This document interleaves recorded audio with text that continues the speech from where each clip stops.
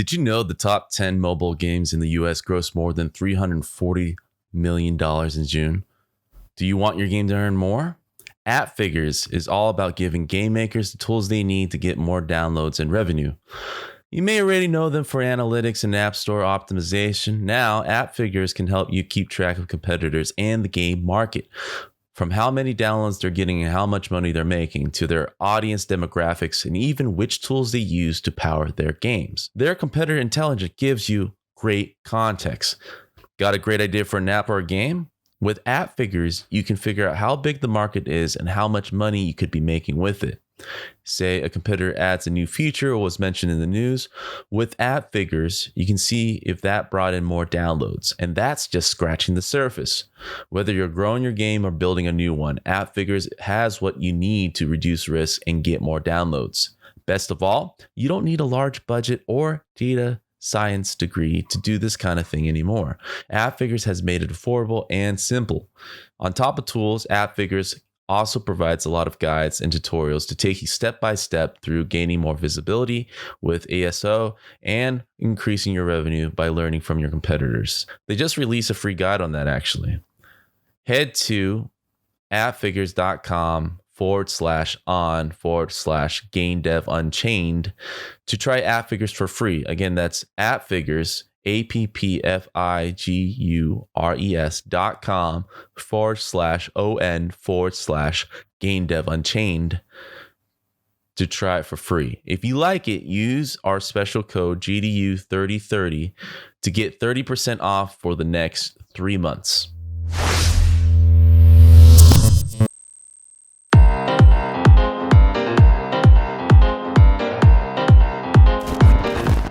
What's up, everybody? Welcome to another episode of Game Dev Unchained, the #1 game development podcast about game development and the lifestyle thereof. I am your host, Brandon Pham, and I'm back at it with a part 4 of 5 series where we kind of look back on the best of 2021. The theme of this episode are highlights of a new segment that we added last year called Art Boost. So me being an artist in the game industry, I felt it was nice to kind of dedicate a segment of the podcast to art development, specifically talking about how game developers, artists in particular, are utilizing their techniques and going through their workflows. Without further ado, the first highlight is with Luciva. She is a great character artist that lives overseas in Europe, and she was able to kind of share her work process, how difficult it is to kind of get into the US, working with US companies, certain restraints when it comes to being overseas and working in that fashion. So without further ado, this is episode 265, Art Boost, Sculpting AAA Characters with Luciva. I know people who like what they're doing here, and they like freelancing. They like to work, from home in their pajamas and to live in Ukraine. I know people who want to work in Poland and see CD Projekt Red, and it was their goal. So we're all different, you see. Mm-hmm. Well, talking about goals, talking about showing awesome stuff, being with friends, being without friends. I think it's a perfect segue to kind of go into today's main meat of the subject, which is showing off your amazing work. A lot of viewers out there who are very interested in, okay, what does Lisa have to show to us, all right? If you don't mind to kind of just start with the screen share, I can buy us some time as you get that set up. And you can probably talk about what you are looking to show us today. So you are a character artist by trade. Has it always been your passion to do specifically character art and not like environment art, prop art, or any other type of art? Okay, it was Actually, I started to learn Maya and really wanted to be an animator. It was my goal. I wanted to make like animation movies or something. But after some time, after I seen some like really big games, I get back to video games, and I start to like gaming again very heavily, and I start to like be interested more and more in video game art. And to be honest, I always thought that environment artists are like more interesting profession than character art, because for me they were the ones who making the worlds, the places where all the games are set. But as for me, it's just my thing. I'm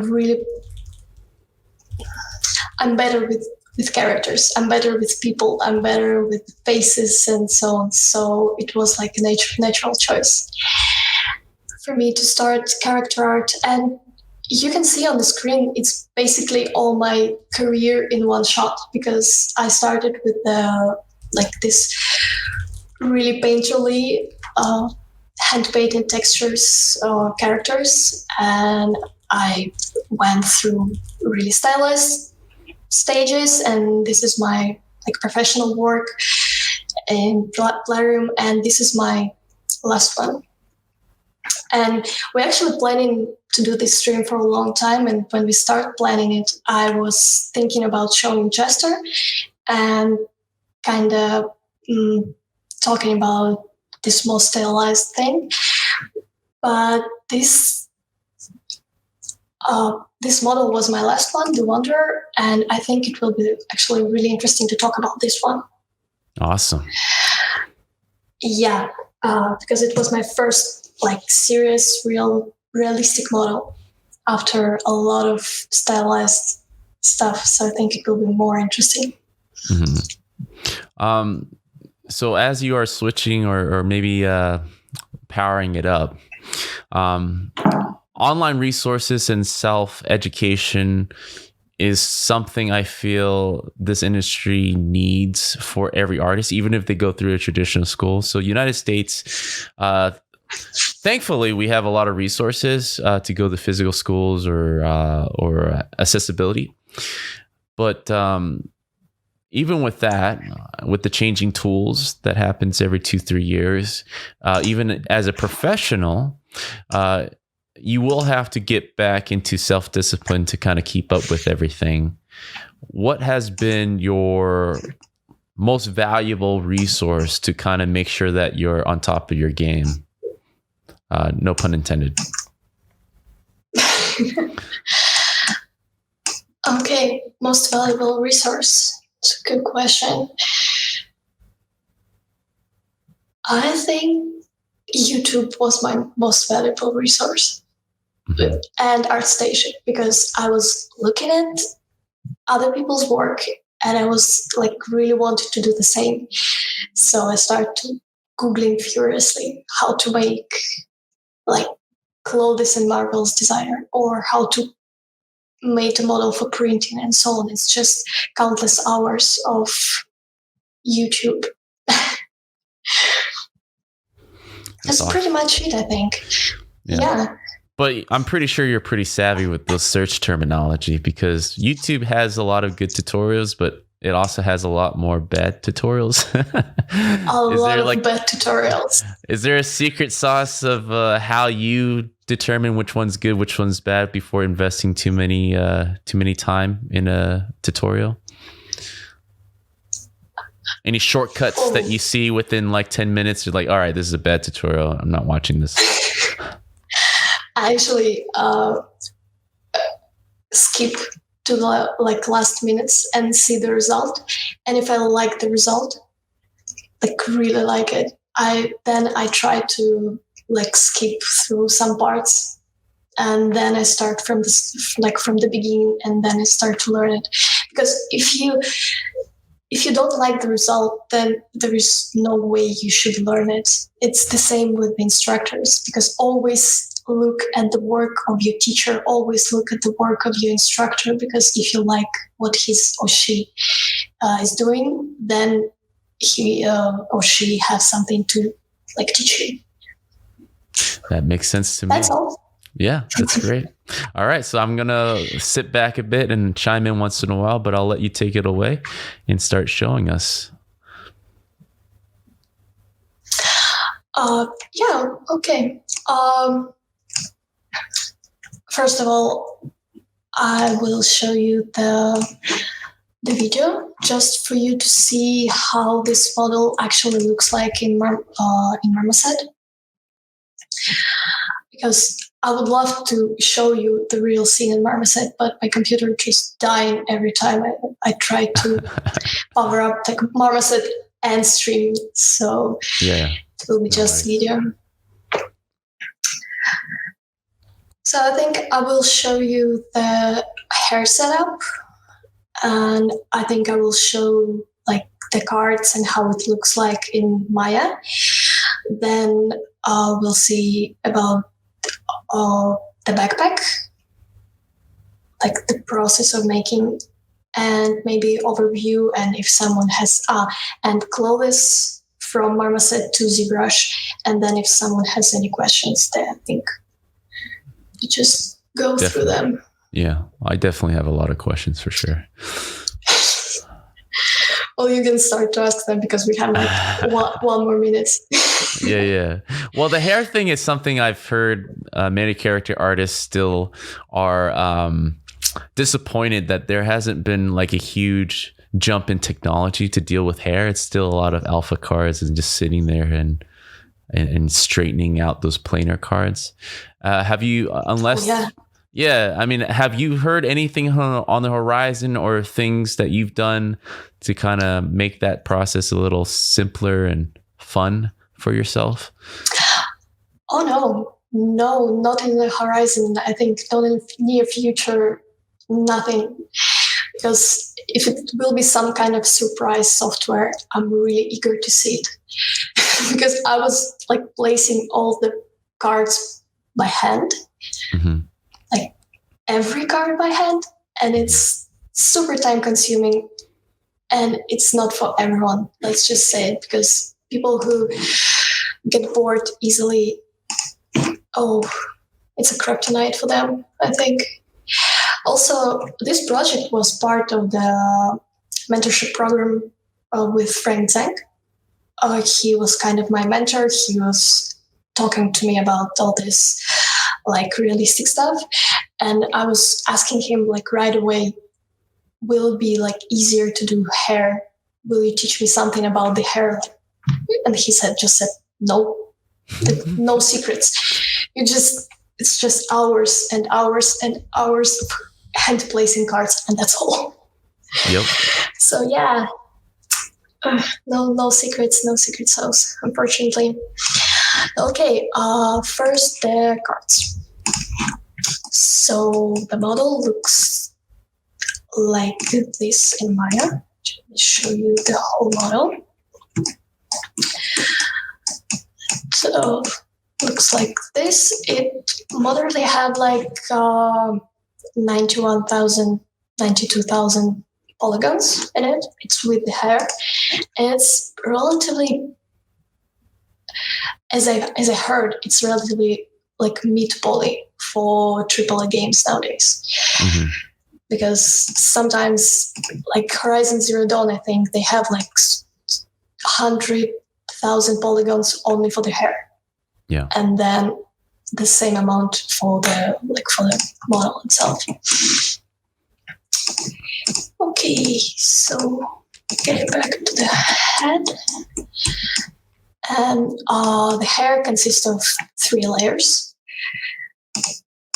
Okay, the first layer is basically just really dirty placed cards, really big, and they don't have texture right now, but it's the same texture as the second layer I'll show you later. So it's actually just to create the idea that underneath all the hair there is something. So it shouldn't be like super fancy, it's just for the like base layer. Second layer, it's the hair itself, it's the main hair. They have like this card. You can see here it's just 5 variants, no more, no less. I saw really hard tutorials about you need to bake and create hair in XGen and bake them and so on and so forth. This mob was drawn by hand in Photoshop. So it was super, super, super easy. It's just, we created the volume of the hair, like the idea of the flow, where should every strand go. And after that, after we ready with the results, we just add a lot of flyway hair, like little strands of hair, little something that show it that it's not it's realish. And after that, it's a transition part. Transition part is basically just the part of the head with the texture on it. So we saw and think that hair actually start to grow and not just placed on the head itself. The same with the beard. Low hand placed cards. It's I think 4,000 cards. No system at all. Just look at the reference and place them by hand. So this is the setup. It finally gives you the result like this. So you can see all the little hairs and the transitions. Yeah, now I definitely appreciate the hard work put behind it because I've always heard I'm an environment artist by trade. So every time I talk to a character artist, they're always talking about the hair. And you're pretty much just laying, in direct relation to what we do, like grass cards all over on a sphere. Yeah, exactly. Yeah, and those are foliage is one of the pain points for environment artists now. So you guys are just doing foliage on a head, essentially. Yeah. So exactly. I do have a question from the audience here about what you said earlier. This is from SS1 Reaper from our Twitch chat. So he or she is mentioning, so you were referencing about aiming for a big studio, but needing a education to definitely get into that big studio because it's so competitive. So the question is, what do you suggest you do if you don't have such schools, such as yourself, for formal education? Would an online course like Nolan work? And I guess any type of respectable online education will be suffice enough for you to kind of land that interview and job over the States. I mean, what has been your experience or what you've heard about that? Well, I actually asking this very question every guy from the industry. I lay my eyes on because it's really crucial for me too. And everyone said something like, online courses are very good, but they don't give you the permission to get a visa because you need the proper education, which is in the sphere you are continue to work. So if you're an artist, you need an art education. Noman is not online Noman courses is not counting, only on site the program Noman, and it's the same for other schools. But if you have all the courses and your work is really good and you're working on different projects and you know maybe some people, you talk to them and they know you and you give some interviews and maybe some ArtStation challenges and so on, you can get all one visa. It's a visa for outstanding, I'm sorry, I forgot it in English.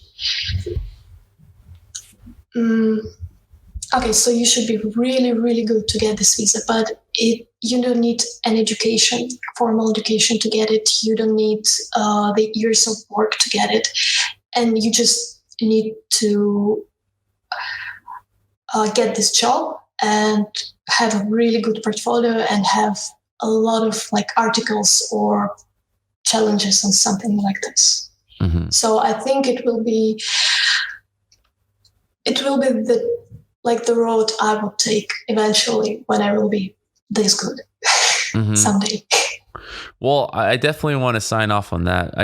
I think being good at your specific discipline will definitely trump or at least help with any other fallacies, right? Just any other weaknesses. At least in the States, right? In the States, any of the jobs that we apply for doesn't really require like a degree, right? I happen to have a bachelor's degree, but I've never really been questioned about anybody asking to see the diploma. So the H1 visa thing, is it enough for a company like Naughty Dog? Let's say, hey, Lisa, love your work, come work at Naughty Dog. Would that be enough to get sponsored for a visa, or would they have to, is it a government thing where they require some formal education? Yes. Okay. It's a purely government thing, because for companies, they don't need your education at all, but the government, they need you to prove them that you are the best choice. That no one in the United States can like be on your place. That's why you need an education. It's some kind of really old policy, because nowadays we have a lot of jobs that don't need formal education, but we have what we have. But it's still only US thing, I think so, because in Europe, in some cases, you can get visa without like formal education.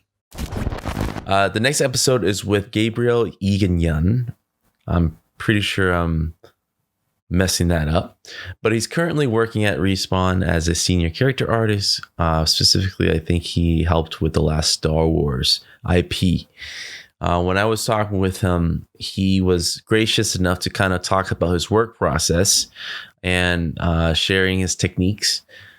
And what is great about him is he's also a teacher on the side. So he was it was very natural for him to kind of go through that and the importance of working with leading studios such as Sony Santa Monica, Infinity Ward, Riot, and so on and so forth. So this is episode 250, Architectural Concept with Gabriel Yikanyan. To get them what they want, essentially. Oh yeah. That's I think an exercise in and of itself. I think twofold. Like, one of them is being able to communicate ideas verbally as clearly as you can, which is something that I still work with all the time and try to get better at, because you might be in a meeting and these conversations come up and they deal with major decisions that will affect not just your concept art, but the whole project. And the more you can be adept at having that conversation in the abstract and being able to ping pong ideas around as a group, as a kind of brainstorming group, the better you'll be at kind of both working toward a solution together and finding the best possible answer. And the other thing is that, you kind of, it's surprising that, actually it's not very surprising, but I feel like notes are really useful. They seem kind of obvious, but like taking notes, a lot of little notes and things that usually are kind of forgotten, even though you feel like you remember, I think that's still crucial. And I still use that day to day, because if you're not paying attention to every word, sometimes the right answer for a client is between the words and between the sentences. And the more you kind of make those marks, like put those landmarks in your memory of, okay, this was the struggle we were dealing with in that conversation. the better. But it's not just a broad sense of what the client needs. It's also the specific things that the client is reacting to, which sometimes if you don't grab onto that, you don't catch those, pay attention enough, write those down, give that attention, then you might end up solving large fuzzy problems, and you might think you found the solution, you present it again, and the client's like, no, that's still not it, And that's usually because you might just be investigating maybe one layer of their feedback, and not understanding all the things that might help you get to that final answer that it's like, yes, let's build it. Right. So yeah, it's kind of a balance between those. And of course the conversation part and that the comfortable, positive communication part, especially with the clients, and is important, because that, if it's just detachment, if it's just a bullet point of what they would like to see, sometimes it's not clear either, because the client doesn't always know what they want either. Right. They might be describing a mood, something abstract, but they actually mean something else or something very specific. And being able to have not just bullet points, but a kind of back and forth conversation of clarifying and developing can really open up opportunities, not just for you to explore cool, awesome stuff that you might think of, but for them to get something that they hadn't thought of yet, which, might come out in conversation, like, oh, actually, yeah, that might be even more interesting. Or, getting an insight into their thinking that opens up way more possibilities for you as a concept artist. It's like, oh, okay, so you're not just looking for a blue painting, you're looking for all these potential things that might work. And so it can both open up your opportunities and also narrow your focus in a really good way.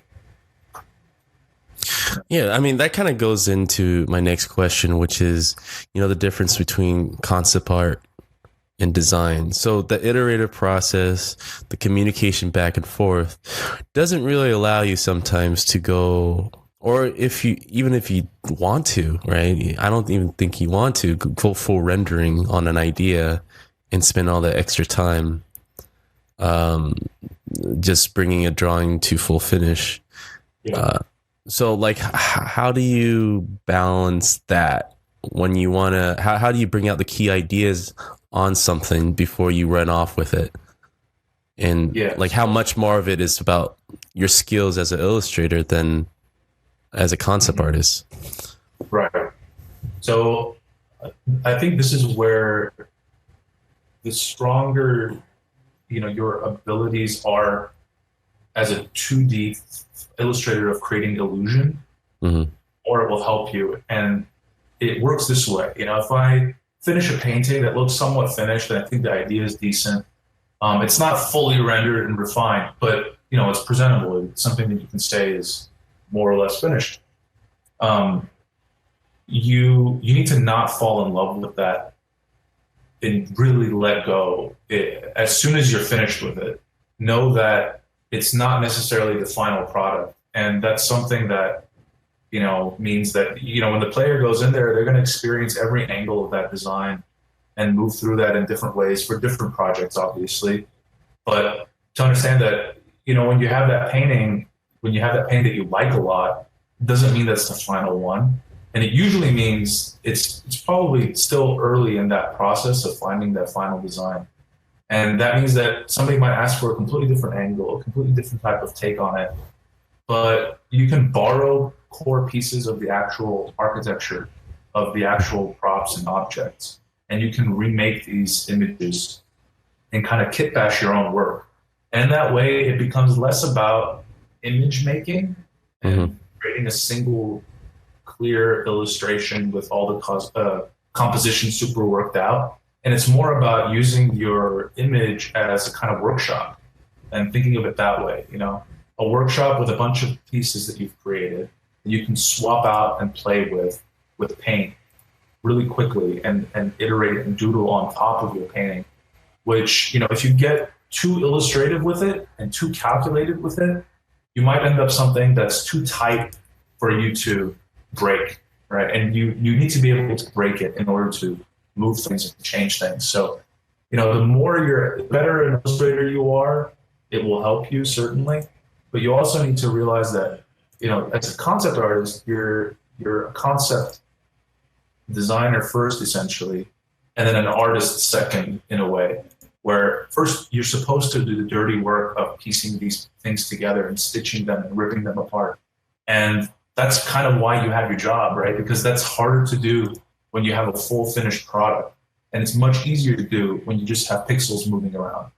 So if you can do those quick movements and those changes in those earlier stages, then that sets the whole team up for success.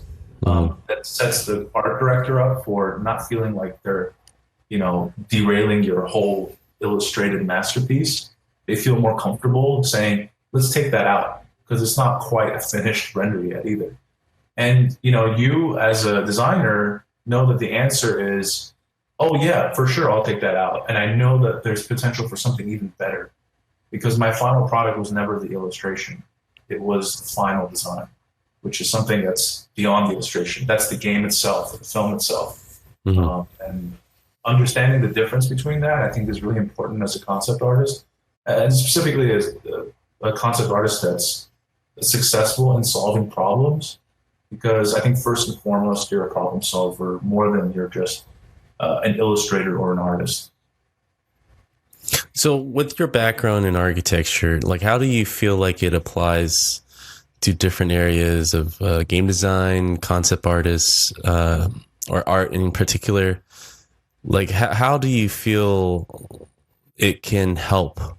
Because I imagine as an architect, you might talk for safety, conduct reasons and stuff like that, but you're not really talking to anyone else when you're creating these. But in the entertainment world, you're constantly in the middle of different disciplines, right, trying to make it look functional for all at the same time, be open for the iterative process, especially as a concept artist. So there are a few things that really align really nicely with architecture, because the one thing, the misconception I think about creativity is that when it's just an open field day and you can create whatever you want, that is somehow a better situation than if somebody gives you a very specific, very, very specific puzzle to solve. And in a way, all that creative potential really blossoms when you have these limitations on your design. And when you understand that, you can kind of create your own problems, for example. You can create your own limitations, your own code that you then have to solve. And it's not just some tedious exercise where you just like tell yourself, where do I put the railing? It's more about, both with thinking about the larger project in mind and how it's going to be constructed. What are the building blocks of any given civilization? What are the limitations on their technology, their materials, their beliefs, their social structure, the way they interact with their gods or their history? All these different things can be, they sculpt your design without touching it, but conceptually they sculpt it, right? Because if somebody's worshiping the sun, it may not make sense to put moons everywhere. I mean, it's like the obvious one, but if you have these limitations, the more you can craft these story elements and also work those into a flexible modular system of experimenting, the more you can kind of bridge story, level design, the actual environment art, and kind of harmoniously put those together. Because I think sometimes concept art is kind of a vision, and it's this blurry vision kind of handed off. And, then it's for everybody else to kind of make sense of.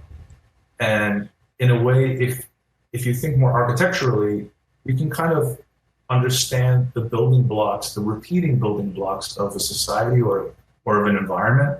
And that both helps the continuity of your concept, your art, but it also helps the continuity into the actual environment building process, where people have to, the environment artists have to find some kind of system that works best for them to create what might be a very complex environment.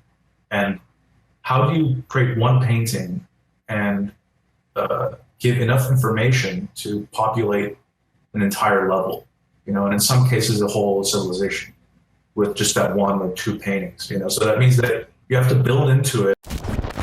Next up is with an old pal that I've worked with many times before, Joel Durnam. He's been back and forth in the visual effects companies as well as AAA companies, and he was able to kind of talk with his latest hobby, VR sculpting. Now, this is when it was starting to get pretty hot, and we can see how Adobe acquired Medium from Oculus, but also how Substance Painter is kind of teaming up with that team. So this is all before that, and we had the opportunity to kind of talk all things VR and how it kind of would influence a lot of the sculpting tools as well as painting tools of the future, and which eventually came true. And Joel had the foresight to kind of get in on this on the ground floor while I was still a hobbyist type of thing. So this is from episode 257, VR sculpting with Joel Durnam. Like, just in here and figure it out. I don't have to go to YouTube like I do on ZBrush, or it's like that one obscure feature that you're really looking for. You have to Google search for like 10 minutes. But in here, it's all there for you, Dude, that is so fantastic. I'll just bring this in. So can you technically, is there a HDMI Bluetooth tech? Like, can you go completely wireless if you really want to? Actually, you can. I know it will cost you a significant amount of money to do that, but yes, you can definitely set that up. I forget the company name, but I can always look it up and send it your way later. No worries. Dude, this is looking...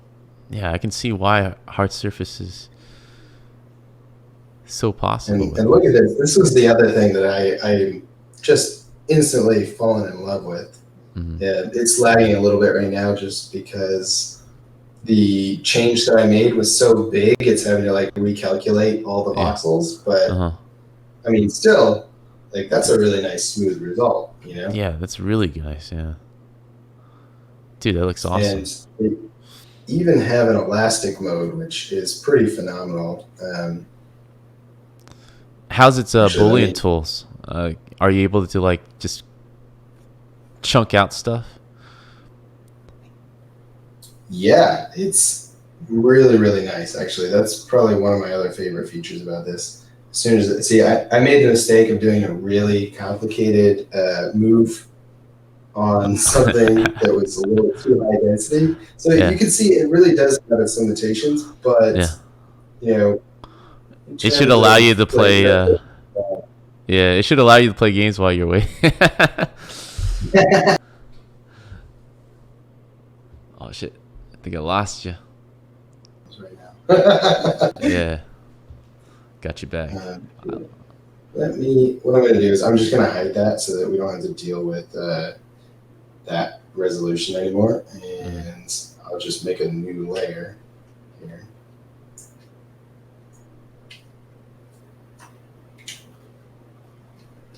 So how'd you go about to creating fabric with this tool? So here, let me show you. Show me the tricks. All right, so this thing gets extra points for being able to do like hard surface and soft surface with really like kind of the same tool set. I forgot where I put my favorite one. Here we go. Primitives and this one. All right, so this one is absolutely one of my favorite primitives. It's kind of like a rounded, flattened, cube-ish thing, but you can get some really nice shapes with this one.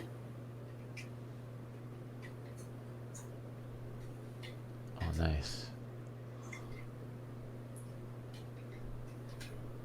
Actually, give me 1 second here because I think I need to delete some layers because it shouldn't be lagging like that. It's usually a little smoother.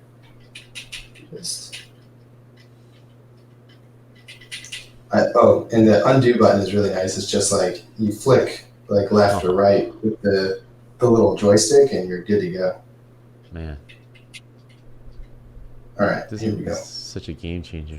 There we go. So now we're back to nice overall performance here. So like if you want to do some nice organic shapes, you can really get in here, start to kind of like switching back and forth pretty often between things. So let's just like start to make a little arm type thing. Oh wow. That we would put some cloth on. We'll start smoothing all this stuff out. There's a lot of settings for each tool you can go through. So I'm just gonna pump the strength on this all the way up and smooth this out. Oh nice.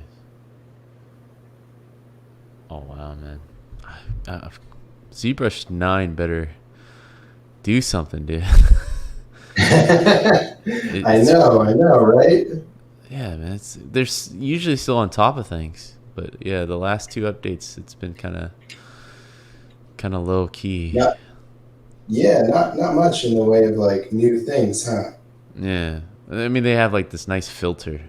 They went Instagram a bit, but I didn't really see anything that was insane. But yeah, this is something that I would expect them to jump on, man. Like this is what artists has been waiting for, sculptors. So you can see, you can really just nice get in there and start to get these natural looking shapes so easily.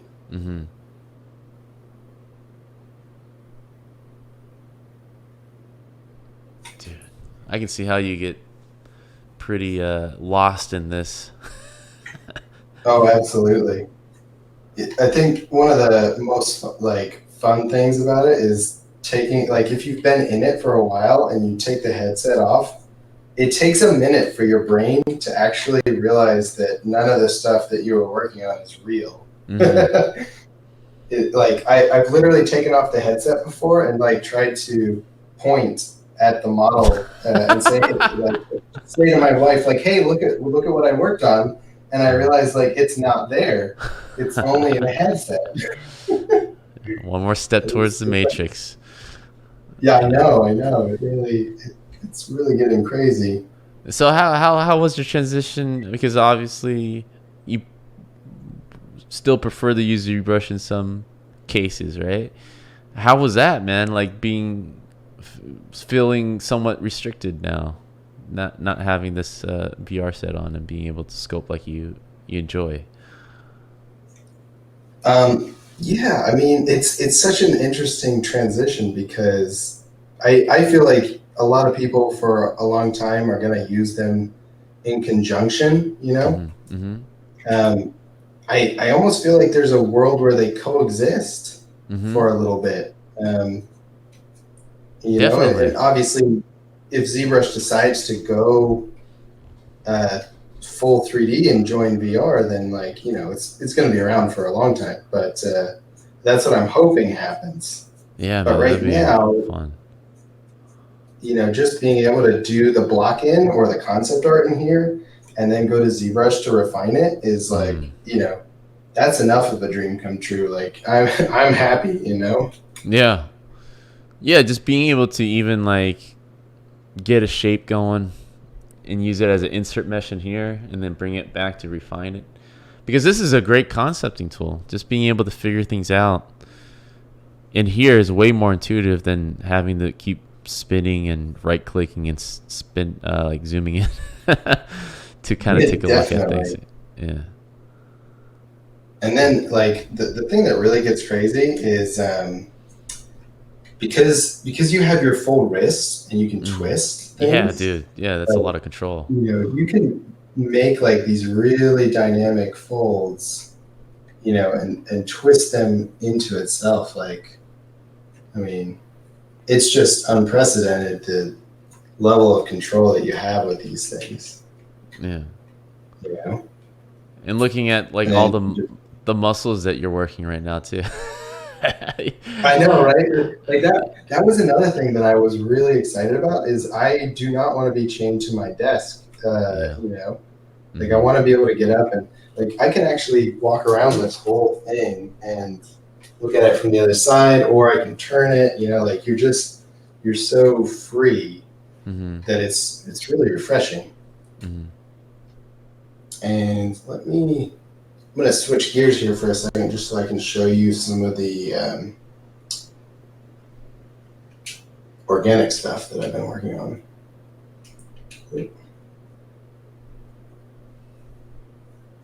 Oh, actually, I just remembered I haven't saved that one yet.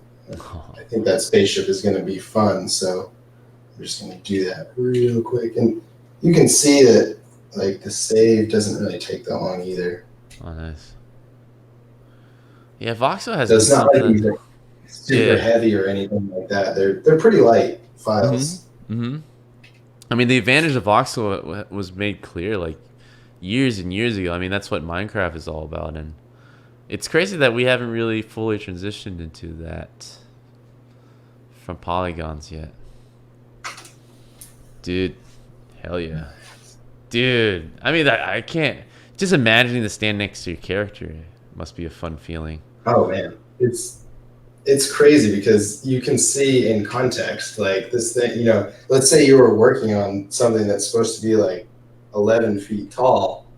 You know, you can size it and you can look up at it and you can feel if that character feels right. Like it's really cool to be able to have the context of size and then just go with it. Does it have any like aside from maybe posing, but like animation that you can preview with, rigging, any of that sort that kind of helps make your character come alive? Or is it too early to do that?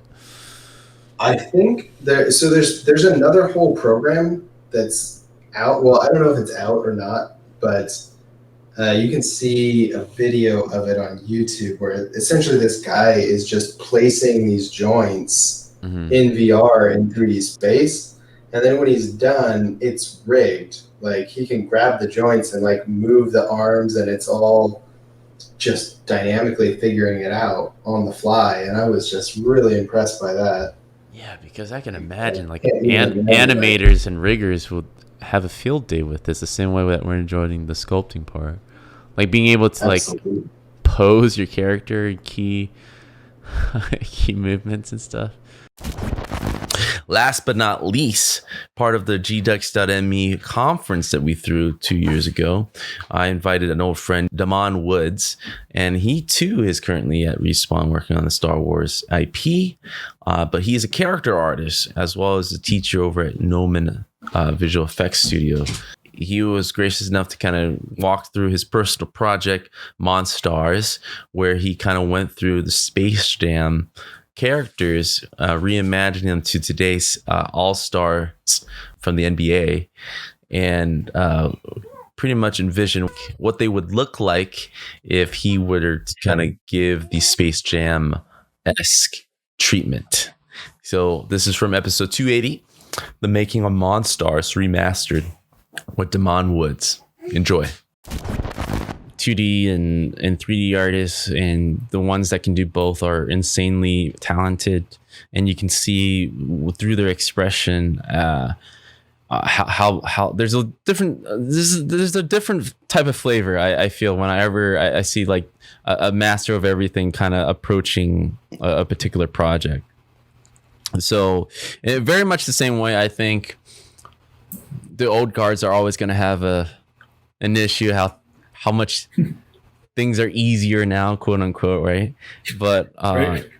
I think for anyone that have the longest legs in the industry are the types that embraces new tech, that embraces new ways, that completely opens up a different way of thinking, to evolve as an artist, to evolve as a developer, to evolve as a businessman, anything of that sort.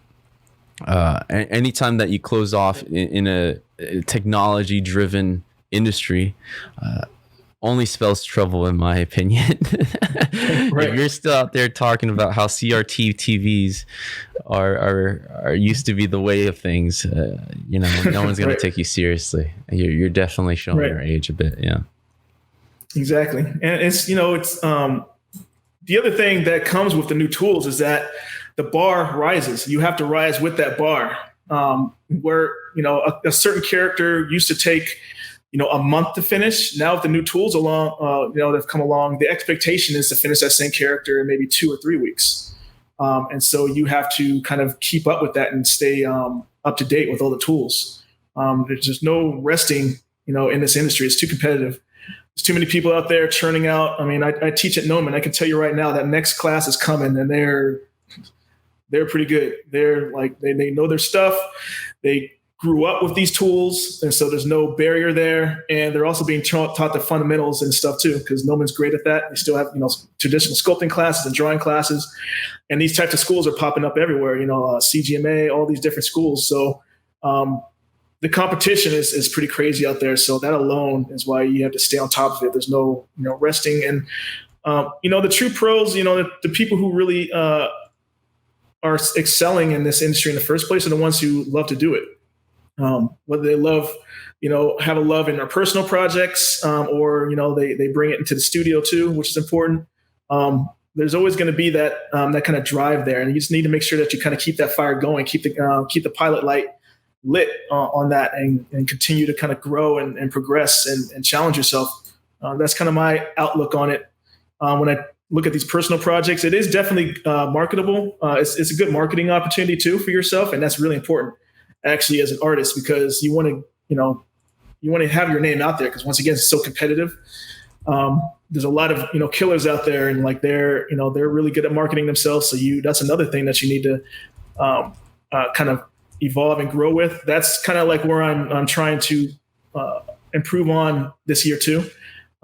In the past, I wasn't really great at marketing myself. I was just kind of like my nose to the grindstone and trying to churn stuff out, trying to you know, reach a certain level in my career, and just work on projects that were appealing to me. But there is like kind of a meeting point between those two worlds that you can live in, where you can make something that people love to look at, and then it can blossom into things that you weren't even aware. Like, you know, like you can start, you know, busting all these pieces, and sooner or later people want to buy those. People want to buy prints from you. People want to, you know, come, you know, watch your streams. And so there's an opportunity to kind of share that, and then share that knowledge with a bigger audience. So yeah, marketing this stuff is definitely a big part of it too. A lot of people grew up with Space Jam, so I knew that would be a big one. I'm actually working on a new series. If we have time, I'll have to show you guys real quick something I'm working on, like a sneak peek. No one's seen this before yet, but I'm trying to get into 3D printing. So I've been like kind of messing around with different stuff. So I'm doing like my series on like realistic Mario. So like this is like a whip right now. This fucking ripped. So. Yeah, big rip Mario. So like it's like the Smash Brothers version. That's before COVID Mario, right? That's yeah. That's when he was able to go to the gym. Yeah, all that protein. Yeah, he's got awesome, he's got his bling on there. Dude, that's so incredible. That's what I'm, you know, in Yoshi's Beast, and then yeah. There we go. That looks incredible. This is what I'm working on right now, and I'm gonna do it like a more realistic Yoshi and put him on his back, and you know, try to get some 3D prints out of this and see where it goes. So this is my first attempt at something from the beginning, planning it out as a 3D print.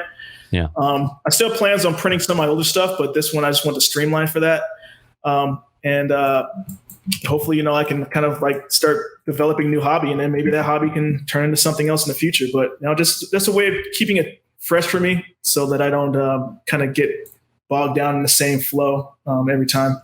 Yeah. So explain to me, while you're getting into this world, I'm sure you have a lot more character art friends than I do, right? So 3D printing has become like quite synonymous with character developers, character artists in the game industry. It just seems to be like a natural extension of your skill set. You know, I'm already sculpting it. Now why don't I print it so I can hold things? Right. From at least your beginning understanding of that industry, I mean, how what is that world like? Like, is there like I know that you're going to approaching this as a hobbyist, but I mean, is there a potential uptake in that in building a business venture or any extension beyond just making cool art pieces? Absolutely. And, if you look at some of the other really successful 3D artists out there who are kind of branching out and kind of monetizing themselves, they all started from just being a fan and a student of character art and art in general. Mm-hmm. And they kind of blossomed out from that, usually very organically, they start off just, really enjoying making art, and then they would build a fan base sooner or later. And then you start getting requests from man, can I print that out? I would love to have that as a print. And it's like, well, maybe what's this 3D printing stuff? Maybe I should look into that. And then you start, you kind of go down that rabbit hole, and then you discover prints for yourself. And then you start busting these out. And before you know it, different collectible companies are hitting you up for contract work, or maybe, speaking of contract work, maybe you're a contractor. And after a while, you build a clientele to the point where you decide to maybe branch out and create your own contracting business, where you're an outsourced company. All of that kind of organically comes from, starting at that grassroots place, kind of building it organically, and building up a clientele and a fan base from there. And that's kind of like where I'm trying to go to. That's like the kind of the next step in things is, I'm still kind of a student of you're always a student of the craft, but at the same time, I think teaching to that next group is really important. So I've tried to, set aside time to teach, and at the same time, grow like other businesses, as far as like outsourcing and just really helping out like studios where they need it, because I think that's really important. Yeah, I mean that's I think that's one of the biggest benefits of being an instructor and being a part of the new crop of developers. At the same time, you're in the forefront of giving back to the community, which is huge. I want to thank you for that. And you learn a lot by teaching, right? You kind of better your knowledge Absolutely. base, your foundation. At the same time, a part of you is like scouting the talent, right? You're like, all right, how many years I got left before these guys take my job, right? Because they're coming in cheaper, more willing, right? I mean, there's a lot of things stacked with them, right? I mean, if they come with the skill set, of course, it's a huge plus. That's not to downplay, experienced veterans, right? I mean, there's a place, right. There's a reason why AAA studios, or what they call Quad A studios now, want to hire senior professionals, because there's a certain, I would say, patience, right? There's a certain quality and approach, a certain general aspect of game development that requires a senior professionals to kind of take hold and be leads, right? Because come on, right. You can't just hand the kid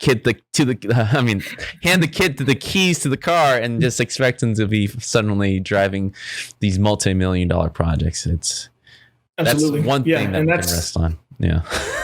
Absolutely. And that's, when you, kind of put your years in and you pay your dues, that's ultimately, like, everyone's different. Obviously, everyone has their different ambitions. I've always seen it as, I don't plan to be a production artist forever. As much as I love it, it can wear on you. Especially the way the industry is going right now, crunch is becoming more and more just an accepted cultural thing in the game industry. But there's other avenues, and I think as artists, sometimes we kind of accept the way things are, where there's other avenues you can go to kind of build for yourself. Outsourcing is obviously going to become more prevalent in these years, especially with the way things are going. As an artist, I'm just talking about as an individual artist. Working from home, working remotely, and then also just keeping in mind smaller studios that don't require as much crunch. Obviously, the largest studios, they're gonna, it kind of is what it is right now. Hopefully, there's reform coming, but I wouldn't bank on it, because there's the quality bar is at a place right now where you can't go backwards; you can only go forward, and it just takes a lot of hours. It takes a lot of iteration, and it takes a lot of people who just love that lifestyle. And there are those people out there, and I used to be one of those people. I still am. I still really love just grinding on something until the late hours. But there's also a part of me that is like, well, I've got a kid on the way. I want to spend some time with my family. Thank you. And so, just kind of exploring those other avenues that maybe don't go down that same path. All right, that concludes today's episode. Hopefully you guys are enjoying that. I had fun adding Art Boost as part of the Game Dev Unchained podcast episodes, and I'm looking forward to adding more of that, and maybe not restricting it to just Art Boost per se, and inviting other developers as well to kind of work through their personal projects. So I think personal projects, if anything, is a great way to pave the future of your own destiny, whether it can become an indie thing, but also to practice aspiring towards other disciplines that you're not normally doing from at your 9-to-5 job. So that concludes today's episode. Hopefully you guys enjoy this series so far. See you guys on the next one.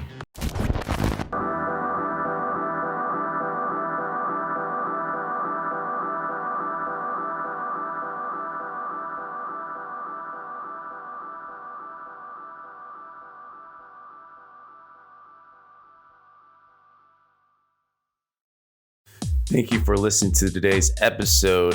If you are liking the podcast, go to the Apple iTunes store and give Game Dev Unchained a 5-star rating. This will help spread the joy and love and exposure for the podcast, and we thank you very much. If you want to continue the conversation, go to our Discord, which can be found on our website, www.gamedevunchained.com.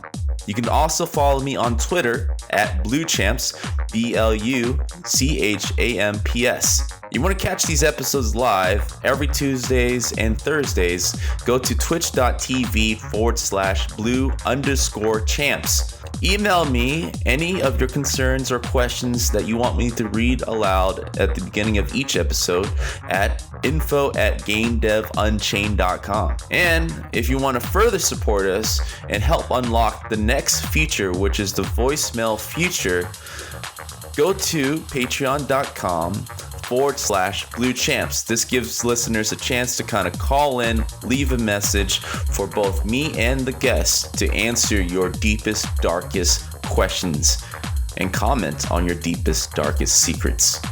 Thank you, everybody.